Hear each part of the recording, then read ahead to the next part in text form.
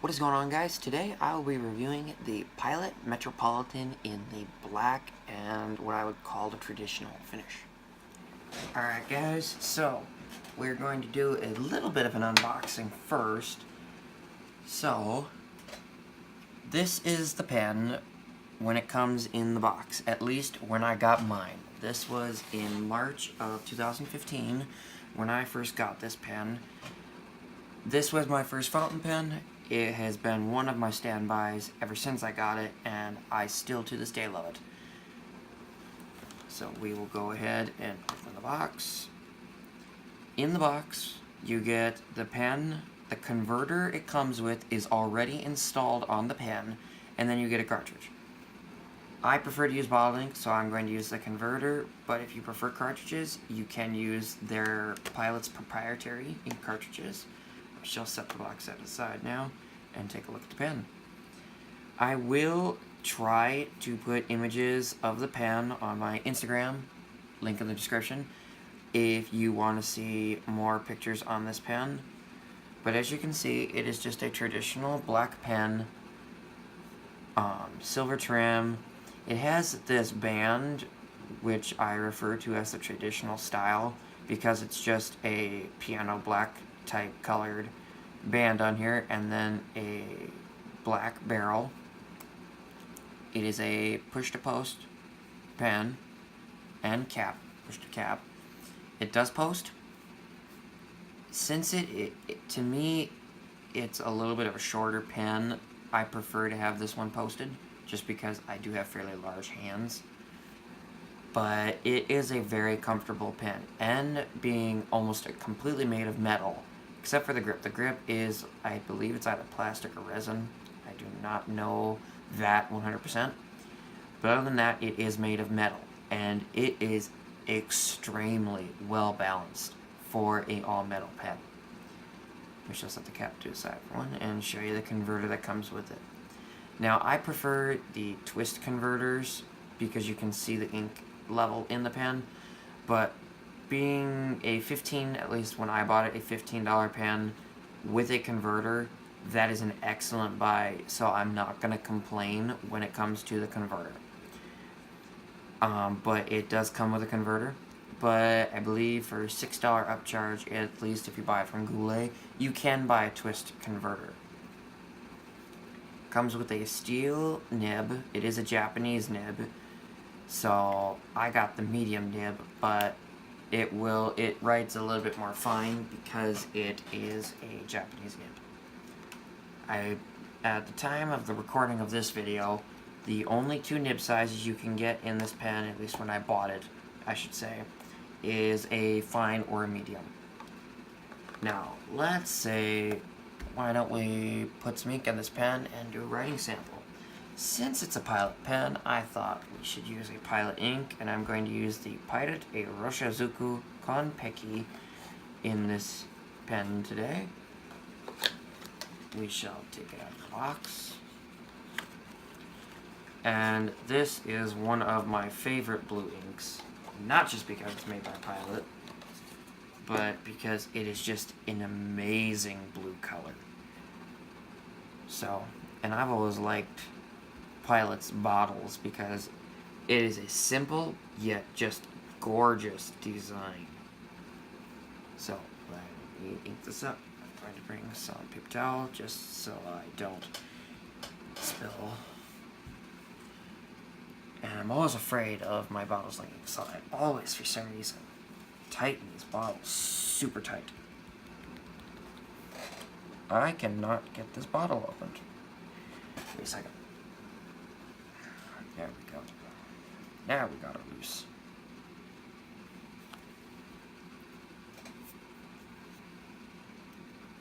Take the cap off, take the barrel off.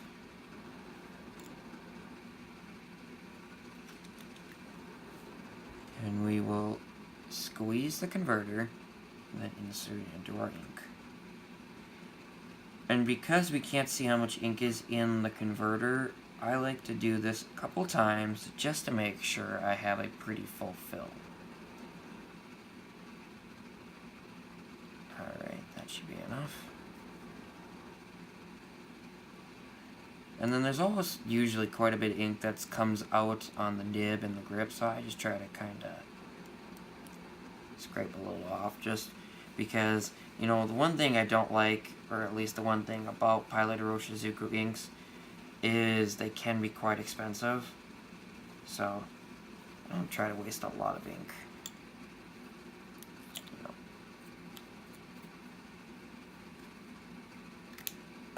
Cap that up while we close our ink bottle. And we shall set that to the side. Set this to the side as well. Alright, let's do our writing sample. We have a Pilot, Metropolitan,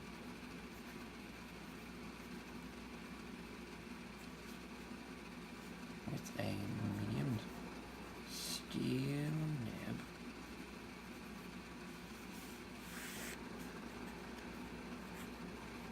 filled with Pilot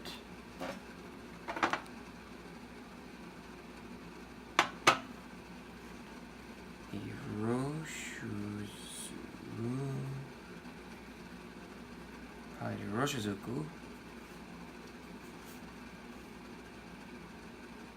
Just moved over here. Pilot Iroshizuku.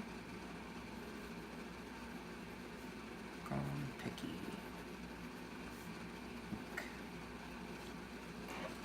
So as you can see, it is a fairly fine nib. And for being a steel nib, you can get some line variation. I wouldn't try to, this is nowhere near a flex nib, but you can get some variation.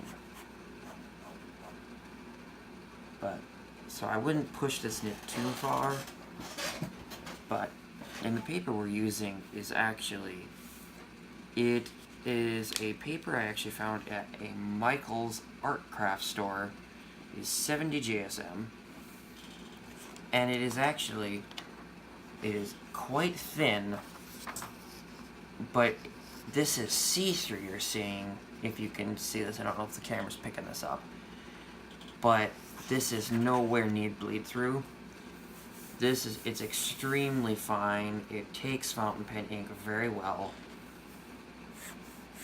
But as you can see, it is a very smooth nib. It is extremely smooth.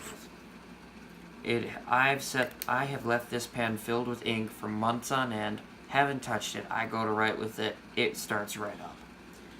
And to just show you the size of the nib roughly, get a different pen here. And just so you know, the pair I'm comparing it to, this is a TWSBI. I have not done a review on this yet. I will be doing a review on this particular one. But just to compare nib sizes, this is a TWSBI Eco with a medium. I cannot spell today. Steel nib.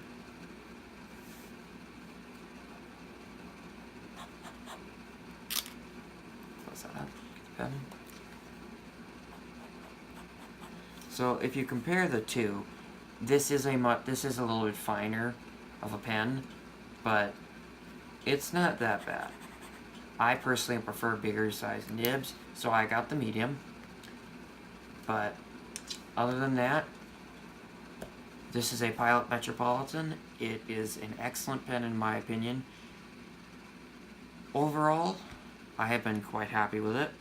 And if any of you have not tried a fountain pen before, I definitely recommend this one as a starter fountain pen.